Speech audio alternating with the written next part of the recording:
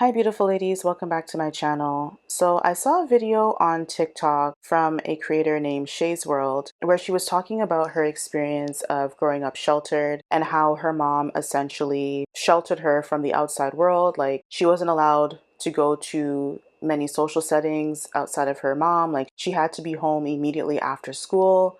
And so that didn't really leave much space for her to kind of explore relationships growing up, whether that was friendships and just random social interactions. She felt as if she missed out on that because she was so sheltered. And I know that a lot of Black exoticals can relate to this, especially people of Caribbean descent or African descent.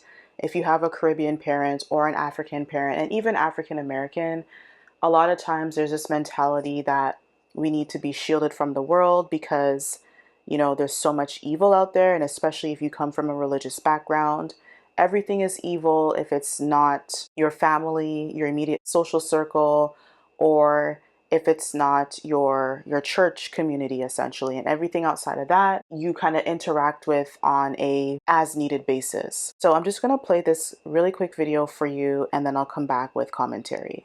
Like, we're those friends where you ain't gotta check on me every day. You ain't gotta check on me every month. You could probably go a whole year without checking on me, and I will not think anything of it. Like, if you need something, I'm here. But like, as far as you think I'm gonna call you every day, I'm gonna hit you up every day to hang out, shit like that does not cross my mind. And maybe y'all can call me a bad friend, childish, immature, call it what the fuck you want to call it. But I know for a fact it has everything to do with the fact that my mom sheltered me. And my social anxiety is fucking shot. Like, I have very bad social anxiety for one. And then when it comes to having conversations with strangers, it makes me uncomfortable. I'm about to be 24. But you can't hold a conversation with a stranger? No, I can't. I can't. It makes me uncomfortable. I don't know. Okay, so as you heard, the young lady shared her experience and she felt as if it impacted her ability to form healthy friendships and just be able to interact with people in any social setting in general. And I think that this is so important to talk about because, again, a lot of exoticals of African descent share this experience. And while I do think that it is important, I've spoken about this in other videos, to prioritize allies over friendships, especially as you get older. But on the flip side, being sheltered can really hold you back from experiencing the full benefits that life has to offer you.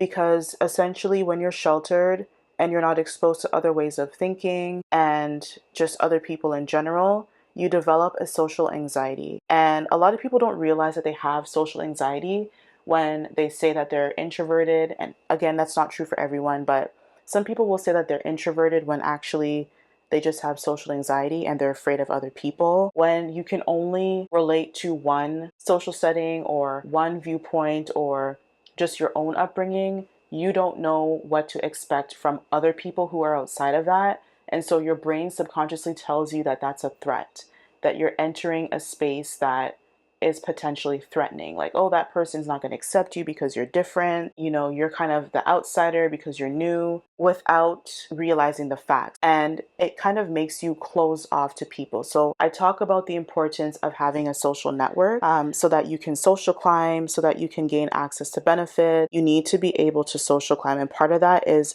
being able to navigate social settings, being able to network, being able to talk to people. If you cannot talk to other people, just simply carry a basic conversation, and you don't need to be a charismatic personality type to do that. But if you kind of just stumble over your words or you always kind of just don't know what to say in these social dynamics, that gives off an air that you lack confidence or that you're simply not interested in having a conversation and people will avoid you. So it's very important to, if you were sheltered and you were kind of told that the world is evil, and that there is no good outside of your immediate social setting. And again, this is a mentality that's very common in the Black community, especially for Black women who want to kind of move out, maybe to a new city for new career opportunities, or they kind of want to date outside their race. Those who they share their dreams with immediately catastrophize and tell them the worst case scenario, that it's dangerous and they're not going to accept you, especially if you're darker skinned, because the Black community has this internalized colorism issue. And so that also plays on your psyche and translates to you being socially awkward because you were so sheltered and told that the only safety that you have is with your family and your family social setting. And so I'd like to tell you that that is not correct. That is a part of a limited mindset. And if you want to achieve in life, you need to have a growth mindset. You need to see everything, including challenges, as an opportunity to overcome so that you can reach the next level. You can reach your full potential. And if you're not able, again, to navigate social settings outside of what you're used to, especially if you live in a multicultural country, community, you're going to fall by the wayside because multicultural communities, they tend to consist of people who have a worldly outlook on life. They are accepting of many different ways of thoughts. They're able to connect with and relate with many different cultures.